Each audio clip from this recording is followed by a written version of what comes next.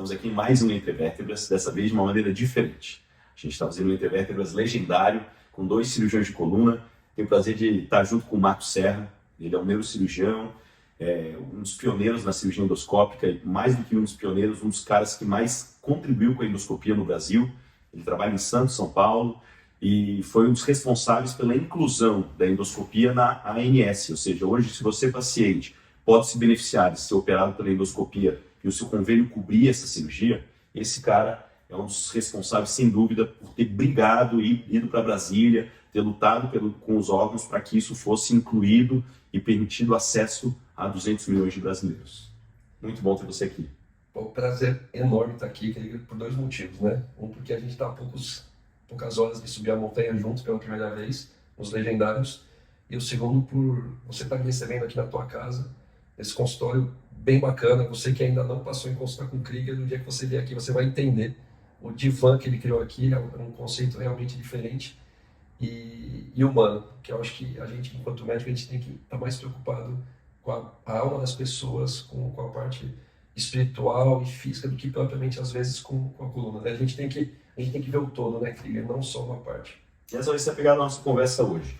A gente não vai falar sobre endoscopias e técnicas operatórias, mas falar exatamente de cuidar de pessoas, não de colunas. Sempre digo isso. Esse é o nosso papel, esse é o nosso chamado.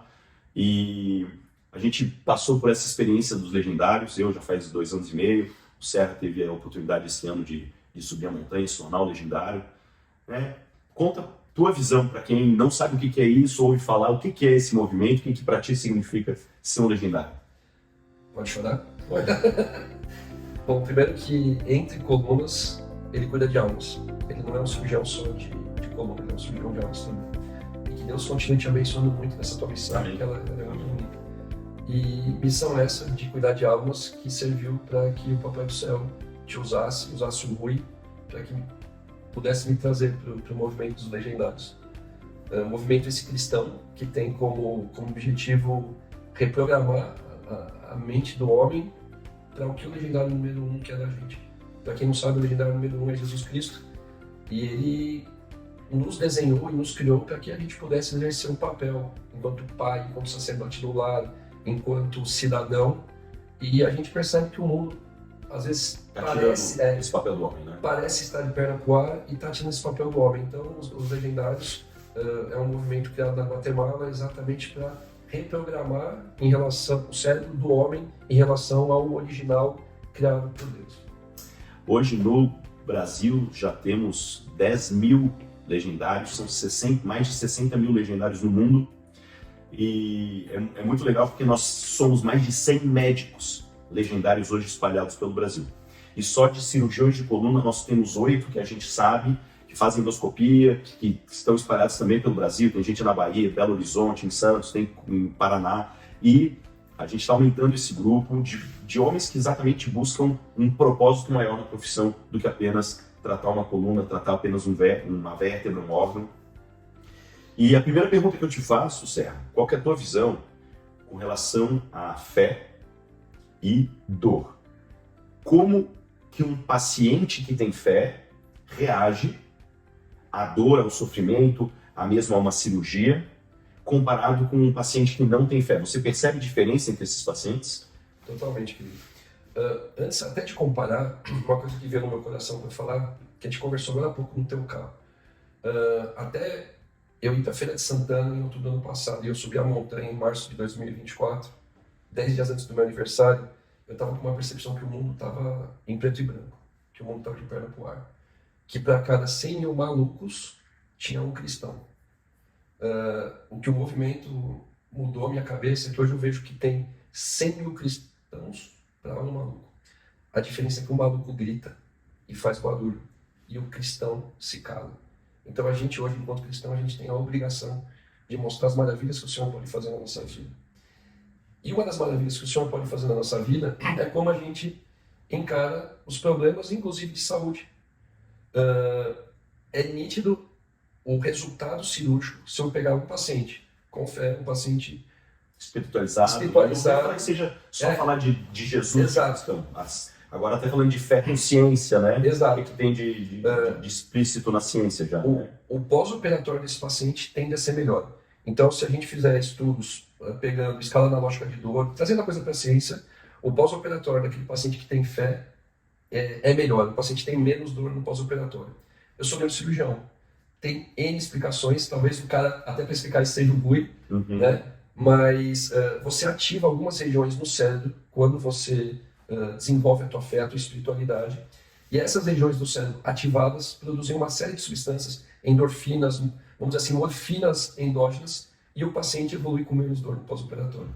Isso hoje, a gente com ressonância funcional, com alguns estudos, a gente tem como trazer que a ativação de áreas relacionadas à fé no cérebro diminuem a dor no pós-operatório ou diminuem a dor de uma forma geral. Tem vários estudos interessantes mostrando exatamente o poder da fé e direcionado ainda com oração e meditação em pacientes oncológicos, portanto, pacientes com câncer, pacientes com quadros de dor, e o impacto que a oração e a meditação têm exatamente na diminuição da dor, na diminuição da ansiedade, e como essas pessoas passam melhor por esses períodos de tribulação, né?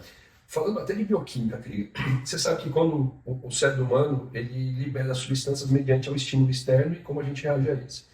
Então, se você está com dor, o cérebro humano entende que você tem que fugir da dor. Que é o hormônio que ele libera? Adrenalina. Mesma coisa. Preparar para o combate, né? Preparar para o combate. Só que o que a adrenalina faz no cérebro? Ela acelera a transmissão elétrica dos impulsos, inclusive dos impulsos de dor. Então, o estresse, tudo, ele não cria dor, ele não inventa dor, mas ele pega uma dor pequenininha e faz essa dor num megafone, né? Por quê? Porque a liberação desses hormônios faz com que a transmissão elétrica fique mais rápida. Na hora que você medita, na hora que você ora, na hora que você pede ajuda com o pai, você ativa regiões do cérebro e você começa a liberar essas endorfinas, essas morfinas que a gente tem no próprio cérebro. Isso lentifica a transmissão elétrica e a dor diminui. Então, assim, isso é a materialização da influência que a fé e a espiritualidade têm na sensação de dor do paciente. A dor é algo, ela é um fenômeno biopsicossocial desagradável, mas ela está intimamente relacionada à consciência da dor, né? Então, tem áreas do cérebro que recebem a informação de dor e essa informação desce para outras regiões do cérebro que vão interpretar a dor. É aí que esses neurotransmissores agem. Vão atuar. Entende? Então, reza, entrega a tua vida para o Senhor, mesmo na tribulação, mesmo na dor, que a tendência é que o Papai do Céu bioquimicamente age no teu cérebro. Se Ele nos fez, e Ele nos fez tão perfeitos, quanto mais a gente estuda o corpo humano, mais a gente vê que nós somos perfeitos, uma máquina maravilhosa. Vai além do que a ciência consegue explicar muita coisa, e exatamente se Ele nos fez, Ele criou também esses mecanismos todos para que a gente possa passar. Se a gente pede, né, ajuda lá para o céu, ele nos ajuda fisiologicamente a passar pelas tribulações de maneira mais tranquila. E aí a segunda pergunta que eu te faço é, agora, se a gente entende então como que a fé vai afetar os pacientes, como que o paciente reage à dor, à tribulação com fé, qual que é a diferença de um cirurgião com fé com relação aos seus pacientes? O que a fé muda num cirurgião, num outro cirurgião que é ateu ou que não vive uma espiritualidade? Você acha que isso impacta na relação com o paciente? Totalmente, querido. Desde a forma como a gente atende o paciente, que a partir do momento que a gente procura o Pai, a gente procura ser cristão e seguir os ensinamentos do Pai, a nossa empatia com o paciente aumenta.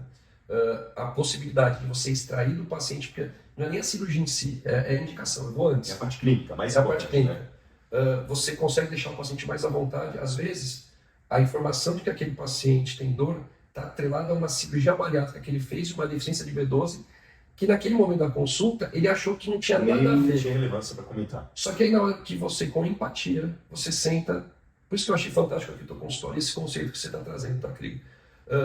Você deixa o paciente tão acolhido que ele te passa a dar informações que ele não daria numa outra consulta. Então, assim, o fato de você atender esse paciente de forma holística e espiritualizada, integral, faz com que ele te dê informações. Então, assim, a chance de você errar o diagnóstico e operar alguém que não precisa já diminui. Esse é um ponto.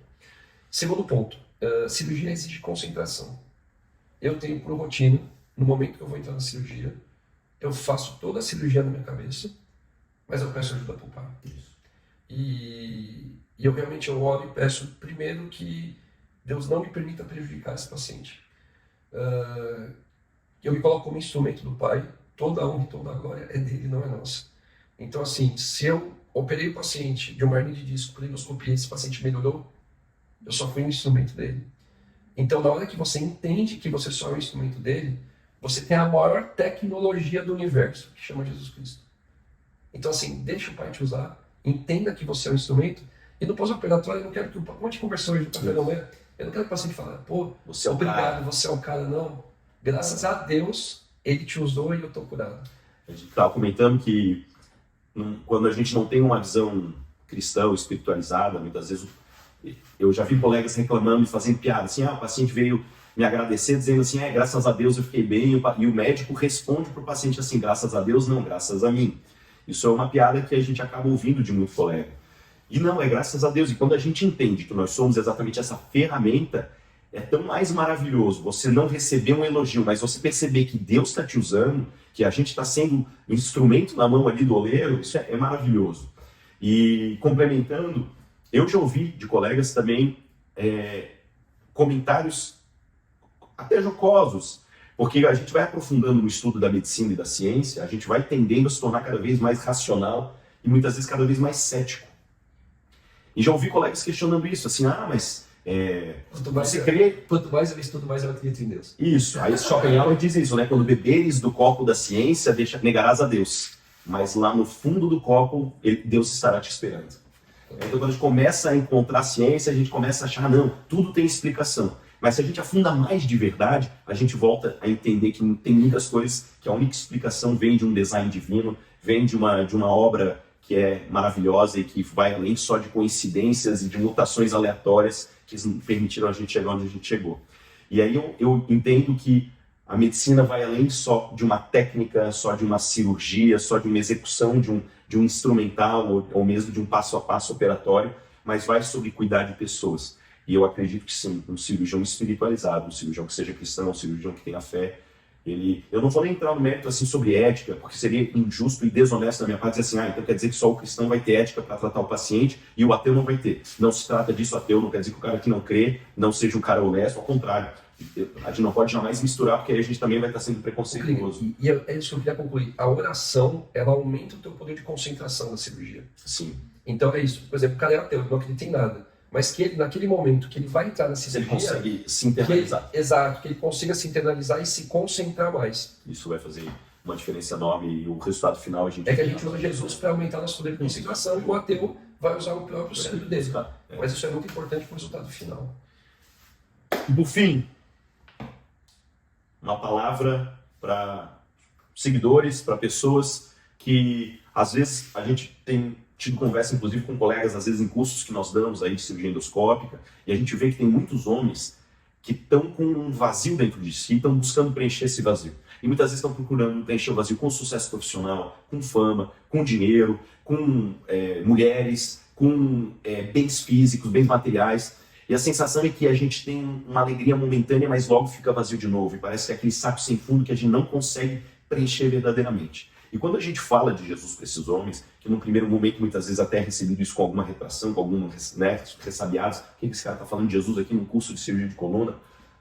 Mas o que eu percebo é que muitos, quando a gente começa a dar o nosso testemunho de como o nosso coração foi preenchido, de como a gente vive hoje em abundância, vive hoje em plenitude, a gente passa por medo, passa por estresse, passa por dificuldades, mas a gente tem sempre essa sensação que a gente não está mais sozinho, de que a gente tem um preenchimento, que a gente tem o Espírito Santo dentro da gente, e que isso nos dá forças para a gente seguir com o coração tranquilo, sem ansiedade, né? Como a palavra diz, né? Não andem ansiosos por coisa alguma, mas em tudo, com orações, súplicas e ações de graça, apresentem seus problemas a Deus, e a paz de Deus, que excede todo esse entendimento, guardará o coração e a mente de vocês em Cristo Jesus. Então, quando a gente tem esse entendimento e tem a presença do Espírito Santo dentro da gente, a gente passa a passar pelos momentos de tribulação sem ansiedade, porque é como aquela criancinha pequena que sabe que tem o papai dela tá ali do lado. E qualquer dificuldade, se ela tiver um menino maior que quiser brigar com ela, se tiver um cachorro correndo, ela sabe que o papai dela tá ali para pegar ela no colo. A gente passa a se tornar essa criança pequena aos olhos do pai. Então, a minha pergunta final é, qual que é o teu recado para essas pessoas que estão com esse vazio no coração, buscando nesse momento preencher e não estão achando de onde procurar? Como elas podem procurar esse preenchimento? Eu tive 4 chamados por amor de Deus. O quarto foi os legendários. E eu resolvi que eu não vou querer ser chamado por dor. Eu nunca li um livro na vida porque eu tenho TDAH. É a segunda vez que eu falo isso gravado. Então, é um transtorno de déficit de atenção que me permite operar, porque uma das características dessa doença é o hiperfoco. Então, quando você faz alguma coisa que você gosta, você faz hiperfoco. Mas, ao mesmo tempo, eu sou desatento e eu nunca consegui ler um livro na vida inteira. Por coincidência, depois dos Legendários, eu e o Rui, ele me desafiou a ler o livro Atos dos Apóstolos. E tem uma passagem que eu peço que você agora abra, pega a sua Bíblia, Atos dos Apóstolos 2. Atos dos Apóstolos 2 é um capítulo sobre Pentecostes. Você que está com esse vazio no seu coração, e isso já aconteceu na minha vida depois que eu desci da montanha 4 vezes. A minha conversão ao catolicismo lá atrás, quando eu tinha 14 anos, foi numa missa de Pentecostes em Cubatão. Não obstante a isso, a palavra que mais me chamou dos 28 capítulos foi o Atos 2, que é Pentecostes, que é a língua de fogo descendo do céu, entrando nos corações das pessoas. Então, assim, esse vazio que está no teu coração é falta do Espírito Santo. Ele pode se preencher. A única coisa que vai preencher esse vazio é o Espírito Santo. E como eu tenho TDAH e eu tenho muita dificuldade de ler e interpretar, as 3 primeiras vezes que eu falei de Jesus e que pessoas se quebrantaram na minha frente, um deles é o meu compadre, que a gente está há poucas horas, ele não sabe que eu estou aqui, e ele está há poucas horas de subir a montanha.